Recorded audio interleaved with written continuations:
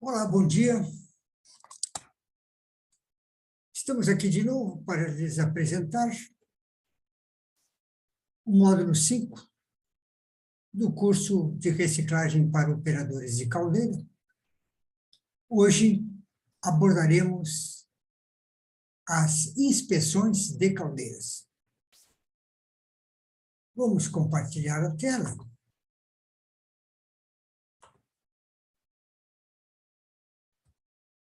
Compartilhando. Vamos chamar o PowerPoint.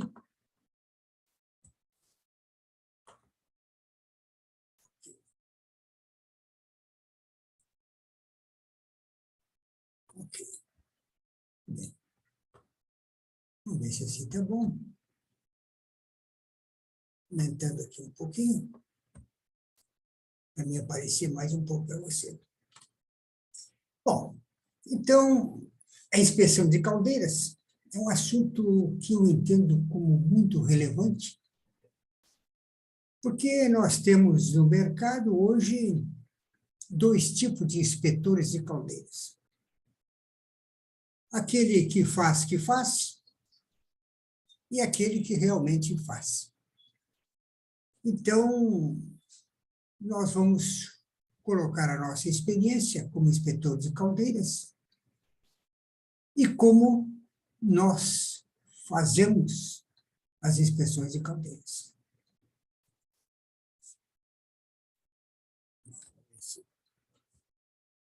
Consigo colocar isso aqui. Bueno, inspeção, o que quer dizer a palavra inspeção? Ato ou efeito de inspecionar, exame, vistoria, inspecionamento. Então, a inspeção é alguma coisa que tem que ser examinada, inspecionada a fundo. Não é simplesmente vou dar uma olhada. Não, vou examinar. A priori, qualquer engenheiro mecânico pode emitir um laudo IRT de inspeção de segurança NR13, de caldeiras e vasos de pressão. Mas há dois tipos de inspetores de caldeiras e vasos de pressão. Os que realmente fazem as inspeções e os que fazem o que fazem. Então, nós chegamos a uma conclusão do que queremos realmente quando se contrata alguém para fazer uma inspeção de caldeira. Aqueles proprietários de caldeiras que não imaginam o risco que correm com uma caldeira mal operada, com deficiência de manutenção, deficiência de inspeção, eles apenas se interessam pelo menor preço. Mas aqueles que sabem da responsabilidade e dos riscos que correm, esses realmente querem alguém que faça uma inspeção acurada. O que é inspeção? Inspeção significa examinar ou observar com atenção os detalhes. O termo pode se referir a uma análise criteriosa feita com o objetivo de encontrar problemas ou a um estudo técnico detalhado. Então, como visto, as inspeções, o inspetor quer achar defeitos. Ele procura incessantemente por defeitos que possam comprometer a segurança. Mas, na verdade, ele está desejoso de não os encontrar, mas ele procura. Quando aprendi como não se faz uma inspeção de caldeira, vou lhe contar essa história. Em 1983, do século passado, evidentemente, eu Troquei de emprego, saí de uma metalúrgica e fui trabalhar num frigorífico que abatia aves. E lá tinham 2 caldeiras. E quando chegou o mês de setembro, as 2 caldeiras estavam vencendo as inspeções. Na época, quem controlava as inspeções de caldeiras do Rio Grande do Sul era o IDERGS. Eu liguei para o IDERGS, eu não era inspetor na época, liguei e pedi para que me recomendassem 3 inspetores para que eu pudesse fazer uma buscada de preço. Me deram um telefone de 3 inspetores de Porto Alegre. Montenegro fica pertinho de Porto Alegre, menos de 70 quilômetros. E aquele que cobrou mais barato a inspeção, eu contratei. E ele asseverou que no sábado, às 9 horas da manhã, estaria chegando no frigorífico. E eu lhe disse que as caldeiras, nesse horário, estariam trabalhando, porque havia matança de aves à parte da manhã. Ele me respondeu que não haveria menor empecilho para ele fazer a inspeção de caldeiras. Ok. No sábado, às 9 horas, eu estava no interior da fábrica, quando me chamaram que está lá na portaria o inspetor de caldeira. Um senhor muito simpático, obeso, devendo ter por volta de 60 anos, se apresentou a mim e eu a ele e fomos até a casa de caldeira.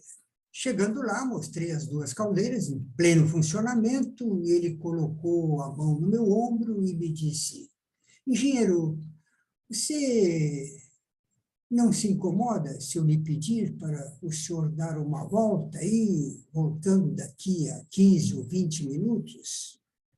Porque eu preciso falar com esse senhor. Apontou para o operador da caldeira. Eu digo: sim, senhor, não há dúvida. Volto daqui 15 ou 20 minutos e saí para fazer outras atividades. Voltei 20 ou 30 minutos depois, não deu certo. E ele me disse: engenheiro, as suas caldeiras estão em ótimo estado de conservação. Esse senhor que aqui está, que é o operador das 2 caldeiras, ele me informou que não houve nenhum problema com as caldeiras, não houve nenhuma falta d'água, não houve problema algum, não houve entupimentos, não houve, que está tudo da mais perfeita ordem.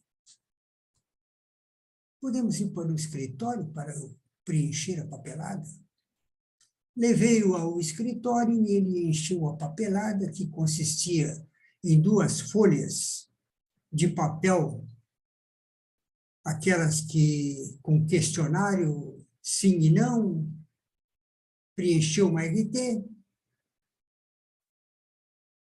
passou no escritório, no caixa, recebeu os seus honorários e foi embora. A inspeção, desde que entrou até que saiu, não levou mais de 1 hora. Aí eu aprendi como não se faz uma inspeção de caldeiras. No ano seguinte, o IDERGS promoveu um curso para inspetores de caldeiras e eu me apresentei no curso e fiz o curso, e dali para frente eu passei a fazer as inspeções de caldeiras. Realmente, no curso, foi-nos dado todos os parâmetros necessários para se fazer uma boa inspeção de caldeira e eu segui religiosamente os ensinamentos recebidos.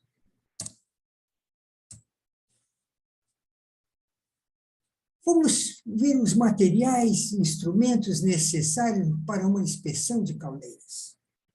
Bomba manual para testes hidrostáticos. Aí você poderá estar pensando que o inspetor que faz a inspeção da sua caldeira, quando pressuriza a caldeira para fazer o teste de estanqueidade ou teste hidrostático, a diferença de um para o outro é que o teste hidrostático é 1,3 a MPTA e o teste de estanquidade vai até a MPTA. Que esse inspetor usa a própria bomba da caldeira.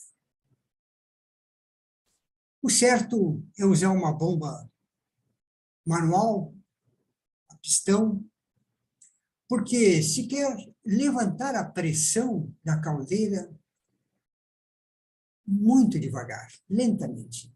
Para nós chegarmos na MPTA, é preferível levar 30 minutos para que nós chegamos nessa pressão. Por quê? Porque os materiais, quando abruptamente solicitados, gera fadiga no material. Ele não tem tempo de se acomodar, as moléculas não se acomodam no arranjo que constitui o elemento perlítico dos materiais. E também no momento em que a despressurização é feita também com parcimônia. Deverá levar 30 minutos, esvaziar lentamente a pressão. Por isso, é de bom alvitre que se use uma bomba manual para os testes hidrostáticos. Também muito significativo é uma lupa de 30 aumentos para verificar, principalmente quando se faz as inspeções internas da caldeira, tanto do lado do fogo como do lado da água, para vermos corrosão, trincas, e etc, e etc. Uma esmerilhadeira para nós fazermos a limpeza na tubulação, e veja bem, não deve-se usar o disco de corte, nem deve-se usar o disco abrasivo. Nós devemos utilizar apenas uma escova rotativa, de aço, evidentemente, para fazer a limpeza. Nós devemos usar também líquidos penetrantes naqueles locais em que possa haver trincas, nós vamos detectá-las através dos líquidos penetrantes. Martelo picador, para nós fazermos a obstrução de possíveis alvéolos ou pitchings. Um raspador, para raspar as incrustações. Uma escova de aço, para fazer uma limpeza mais manual. E um medidor de espessura, necessário para nós detectarmos os desgastes que pode haver nos espelhos, tubos, etc., e casco, inclusive. Lanterna, para iluminação focalizada. Câmera fotográfica, para registrarmos as nossas observações, e uma extensão elétrica, de preferência com transformador para 12 volts. Aliás, não é de preferência, que pode ser usado também uma bateria de 12 volts, mas é necessário que essa corrente seja de 12 volts. Okay? Respirador, evidentemente, quando se está fazendo as raspagens da parte interna da fornalha, né, existe o desprendimento de fuligens, né, e cinzas, e etc. Então, o inspetor tem que estar com a sua respiração protegida. Também, quando faz o uso da esmerilhadeira, ele deverá usar o protetor auricular. Uma câmera fotográfica que vai registrar, nós já falamos, o medidor de espessura são peças muito importantes dentro desse nosso trabalho. Mas como ocorrem as inspeções? Chegada do inspetor na empresa. O inspetor chega na empresa no horário aplazado. Normalmente, ele entra com o seu carro na portaria, vai com o seu carro até a Casa de Caldeiras, e lá ele deverá encontrar os operadores de caldeira. No mínimo, a norma diz que um deverá estar presente durante a inspeção, preferencialmente que todos estejam presentes. Tanto é que, normalmente, se faz as inspeções de caldeiras aos domingos ou sábado. Tá? Então, é preferível que todos estejam presentes. Aí o inspetor, se não é conhecido pelos operadores, ele se apresenta e faz a reunião prévia. O inspetor deve falar com os operadores antes da inspeção, perguntando, por exemplo, se houve alguma anomalia durante a última campanha, se houve algum episódio de falta de água, de alimentação, se foram feitas alguma manutenção com soldagem nas partes de supressão, por exemplo, entre outras perguntas que podem ser feitas. Exame dos documentos da caldeira. Logo em seguida, após a reunião, o inspetor passa a fazer o exame do prontuário da caldeira e o exame do livro de registro para manutenção da caldeira. O prontuário é onde ele vai encontrar o relatório da última inspeção, e nesse relatório existem recomendações, e essas recomendações o inspetor vai verificar se foram atendidas. Se não foram atendidas, ele vai chamar a atenção no seu relatório, ou no relatório, se for dele ou anterior, no relatório dessa inspeção, que as observações e os pedidos de correção feitos no relatório anterior não foram atendidos. Por quê? Porque o inspetor deve chamar a atenção para que não haja negligência quanto ao atendimento das suas recomendações. Depois ele passa a examinar o livro de registro, onde os operadores registraram tudo aquilo que aconteceu fora do normal na caldeira. E, às vezes, nada ocorreu, está limpo, mas sempre é bom que tudo aquilo que foi feito de manutenção, principalmente, seja registrado nesse livro próprio para essa finalidade. Então, no exame do prontuário, verificar se o mesmo está completo e atualizado. Verificação se a data da realização da inspeção já não foi ultrapassada. Verificar se as recomendações técnicas prescritas na última inspeção foram atendidas. Aí ele vai verificar o exame do registro, que nós já falamos. Vamos lhe apresentar o meu método de trabalho. Cada inspetor tem o seu método de trabalho. Isso é que nem uma digital. Nenhum inspetor faz uma inspeção igual. Cada um apresenta uma particularidade no seu modo de fazer a sua inspeção. Eu, por exemplo, antes de abrir os porta-lós da caldeira e tirar a água, eu verifico se as juntas estão disponíveis. Já me ocorreu de que, embora tivesse recomendado que a empresa providenciasse todas as juntas necessárias para o fechamento da caldeira, eu chego na empresa e as juntas não chegaram. Foram compradas, mas demorou para vir, e não sei o que mais, e não estavam disponíveis. Evidentemente que eu não vou abrir os porta-lós da caldeira se não tiver junta nova. Porque eu sei que as juntas que tiveram trabalhando por um ano sob pressão e temperatura alta, elas perderam a elasticidade, elas estão rígidas e não vão vedar. Vai dar problema depois na hora da operação. Vai dar vazamento, vão apertar, não vão conseguir vedar e fica vazando a caldeira. Então, é preferível não fazer a inspeção naquele dia, marcar para outro. que tenha disponível as juntas. As juntas é extremamente importante.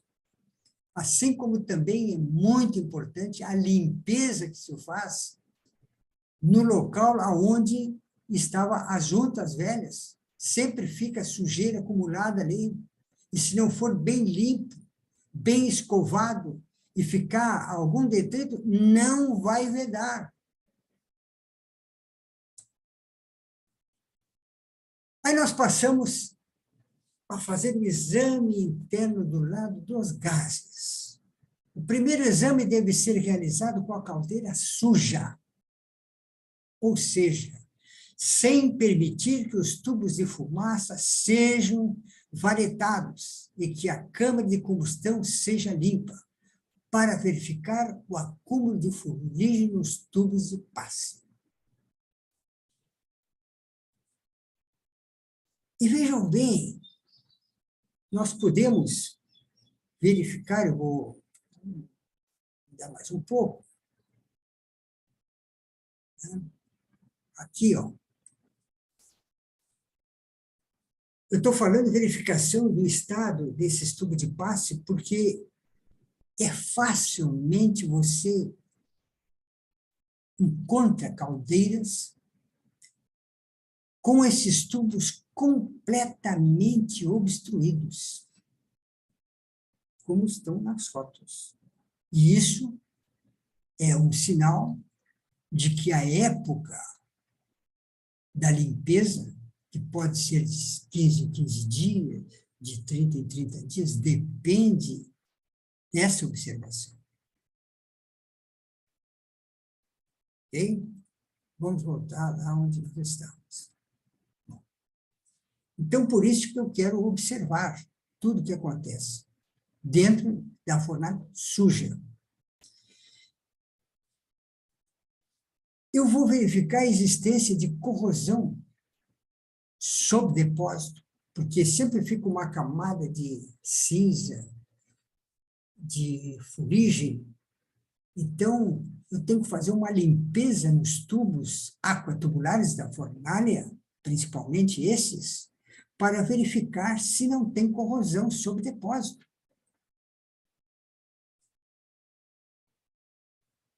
Nos tubos da fornalha aquatubular, verificar a obstrução por incrustação. Eu vou verificar se esses tubos da fornalha, se não estão lotados de incrustação. Como é que eu vou fazer isso? Um martelinho. Eu vou bater, fazer uma percussão nele, e depende do barulho, tá, que ele emitir, eu constato se ele tem alguma obstrução ou se está formando incrustação, porque eu bato, a caldeira está vazia. Eu bato num tubo superior que eu tenho certeza que está limpo e ele me dá um som. Eu bato embaixo, ele me dá um som oco, é sinal que ele está com obstrução, está com incrustação. Aí é que eu faço a verificação, dessa forma. Tá? Eu vou ver também se não tem dilatação esferoidal ou laranja, tá, dentro da fornalha. Isso tudo é verificado. E, quando encontrado, é feito o registro fotográfico. Verificar se foi consumido lenha úmida, verde, se foi queimado lixo, plásticos e outros. Isso é uma observação muito fácil de fazer. Se a caldeira queimou lenha úmida, ou queimou lixo, principalmente o lixo plástico, vai haver corrosão acentuada nos tubos. Você pode verificar. Essa foto que aqui está do tubo da fornalha, completamente, olha ali, ó, a corrosão ali, corrosão, ó, corrosão. Isso aqui, vejam bem, eu tive que limpar isso aqui, né? Porque ele estava sujo, estava uma camada de fuligem aí em cima. Limpei e aparece agora E eu constatei que esse tipo de corrosão aí é por umidade e queima de plástico, que é uma corrosão severa que fatalmente vai levar à perda dessa tubulação. Consequência da queima de lixo, retenção maior de cinzas, porque quando você queima o lixo vem com plástico, com umidade, e aquilo retém, né, as cinzas junto ao tubo. Formação de camada isolante, forma uma camada isolante não deixando o calor radiante da fornalha passar com a mesma facilidade para a água que está dentro do tubo. Surgimento da corrosão, que nós já falamos. E aqui está uma caldeira, antes de ser limpa, a fornalha, e constatada a queima de lixo. Interessante que quando eu falei com o gerente e disse para ele que ele estava queimando lixo, ele achou que o operador de caldeira é que eu tinha denunciado, mas não foi isso aí, não. Eu constatei, mostrei para ele que da constatação como ele estava destruindo a caldeira dele, queimando lixo. Por que é importante o exame da parte interna do lado do fogo? A queima de plástico libera gases tóxicos na atmosfera, com dioxinas, furanos, mercúrio, bifenilos, policloradados, mais conhecido pela sigla PCB. Essas dioxinas são poluentes orgânicos persistentes e potencialmente letais, que podem causar câncer, prejudicar a tireoide e o sistema respiratório das pessoas. Isso tudo é enviado para a atmosfera. Por isso é que não devemos queimar lixo em caldeira, principalmente. Consequência da queima de lixo nós já vimos, aqui tá, e aqui voltamos à obstrução dos tubos de passe da caldeira. Com isso aí, nós interrogamos agora os operadores, constatando que houve entupimento dos tubos, qual é o período em que eles fazem essa limpeza. Então, às vezes, 3 meses, não, tem que baixar para 1 mês. Está constatado aqui que 3 meses a caldeira vai baixar a produção, não tem como ela fazer a transmissão térmica com obstruído os tubos. A limpeza dos tubos de caldeira, por que são tão importantes? Ocorre que a fuligem e outros resíduos costumam ser uma consequência dessa queima de combustível. Esses resíduos podem começar a se acumular e cobrir a superfície interna da caldeira, reduzindo significativamente o potencial de transferência de calor e, consequentemente, a eficiência da queima. Veja na imagem ali do lado, né, a chaminé, o queima de plástico e lenha úmida, verde, tá? A chaminé coberta de fuligem, né? E isso vai levar o quê? Desgaste total da chaminé, daqui a pouco tem que trocar a chaminé também. Né?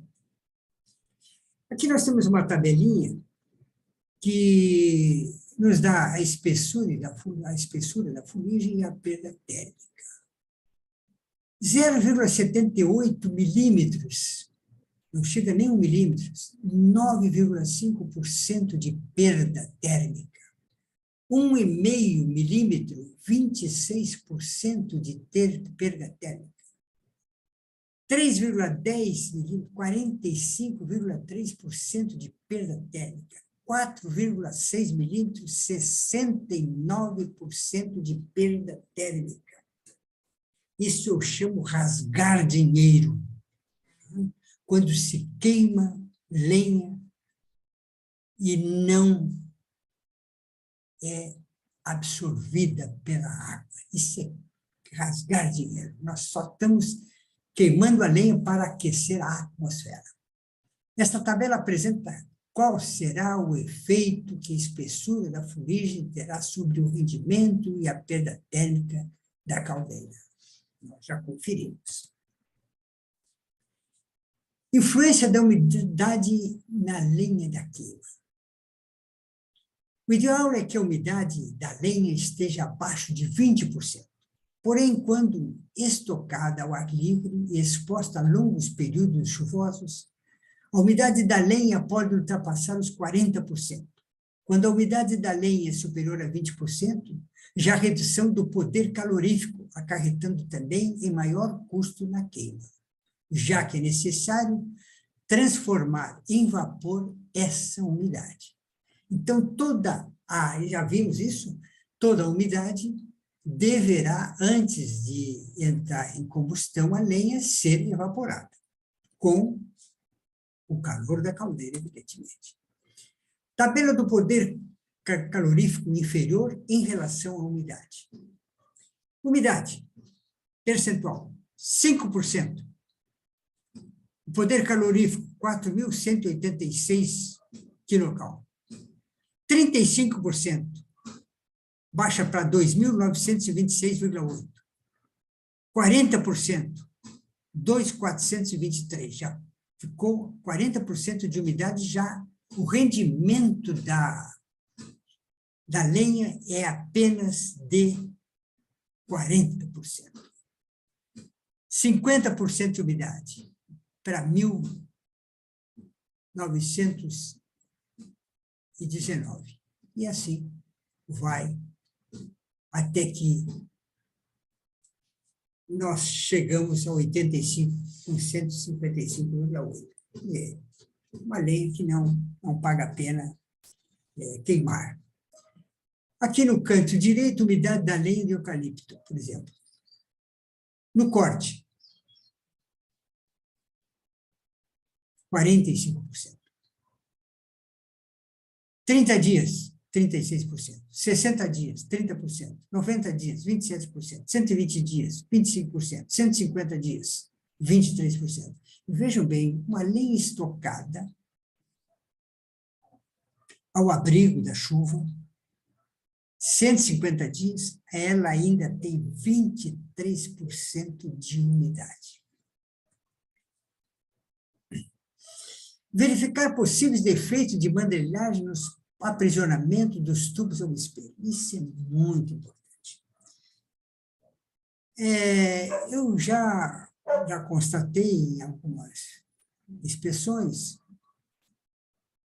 que o tubo, ao ser espansado, ele foi degolado junto ao espelho.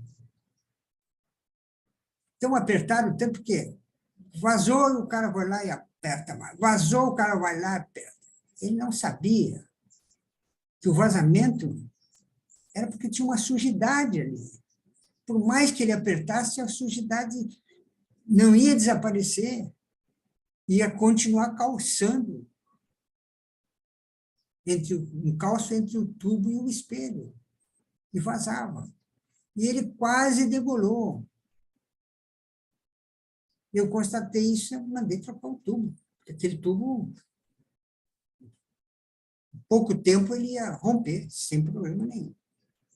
Então, é muito importante o inspetor verificar, né, tubos com pescoço muito grande fora do espelho, outros muito curto. Quer dizer, cortaram mal o tubo, vão aproveitar. Não, se cortou mal, emenda, faz qualquer negócio, mas o tubo tem que ser todos alinhados iguais.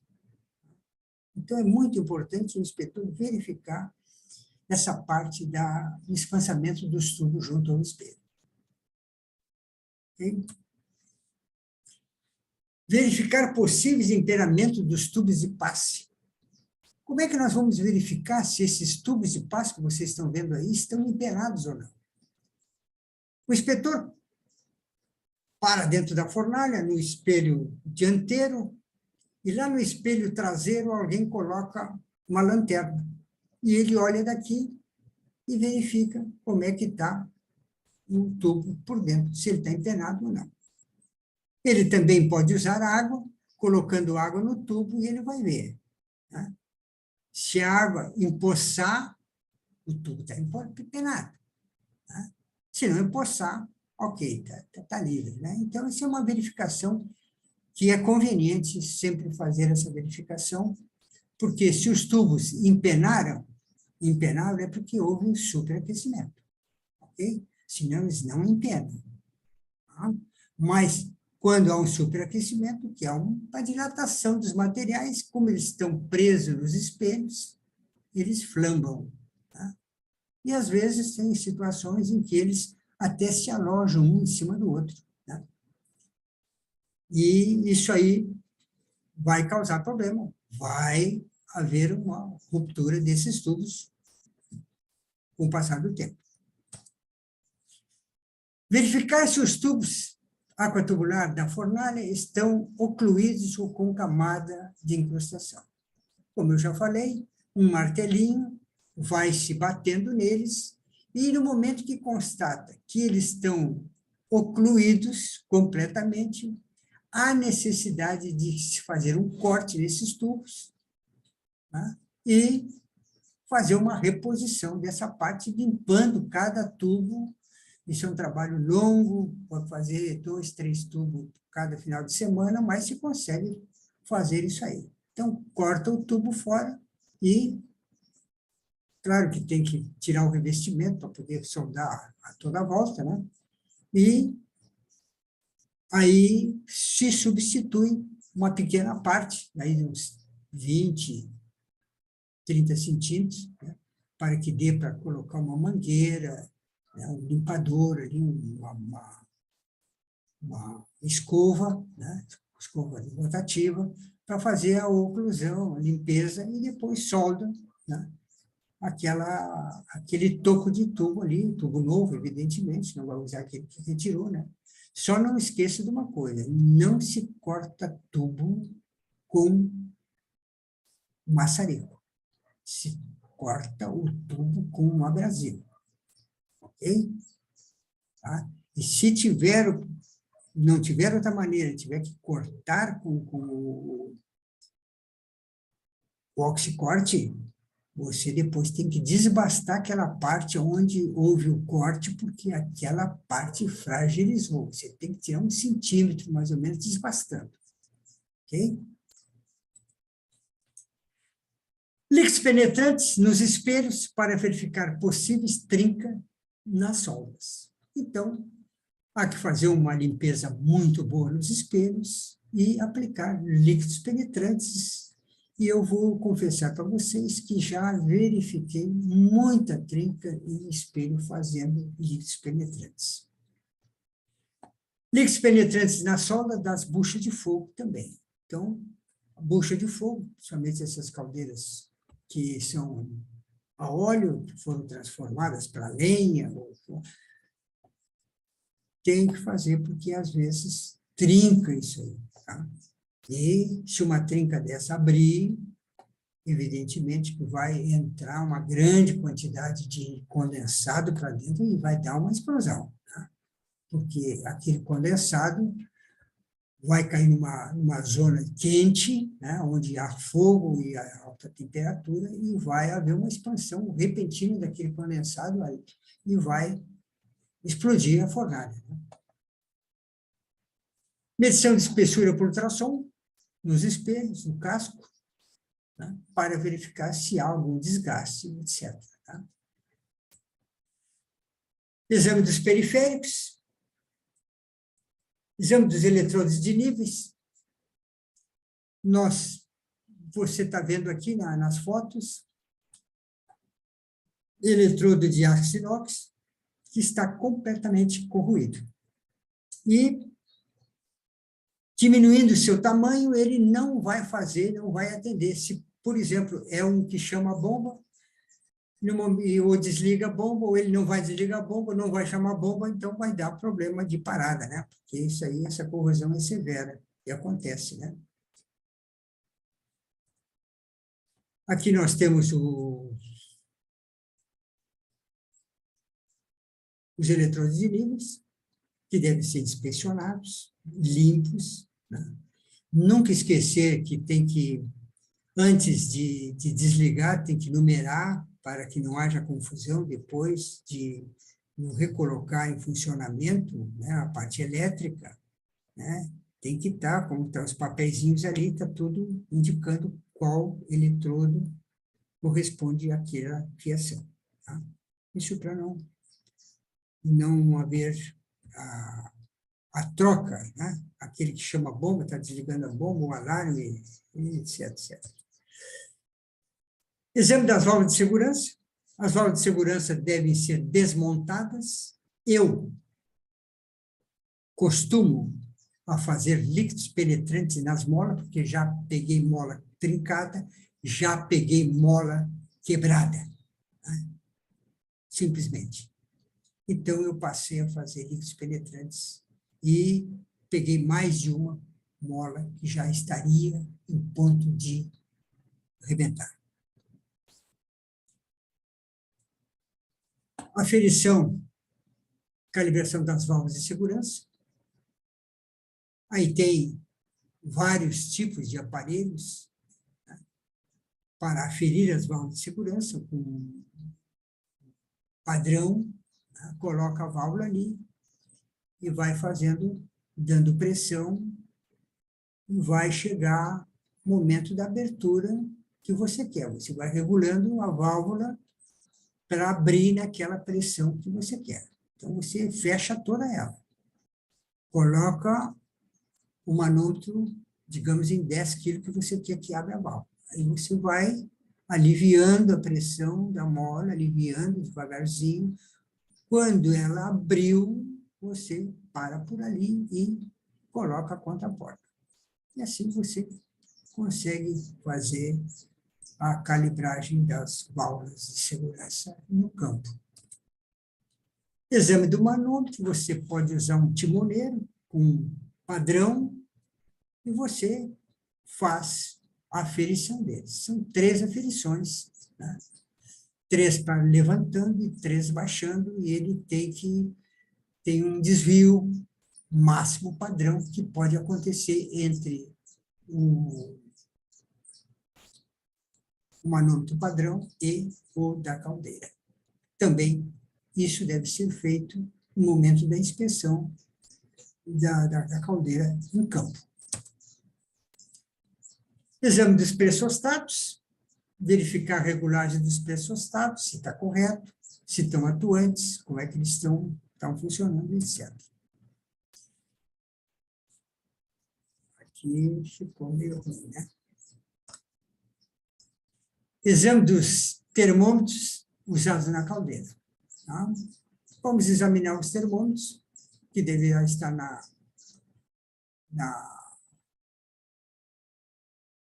na saída dos gases quentes da caldeira. Tá? E uma caldeira a lenha, também nas a óleo, a saída dos gases passou pela câmara de fumaça, ele deve estar próximo dos 200 graus, 180, 200 graus. Eu peguei caldeiras com 240, mas com um probleminha acontecendo. Exame interno do lado da água vai ser o módulo seguinte. Muito obrigado pela atenção.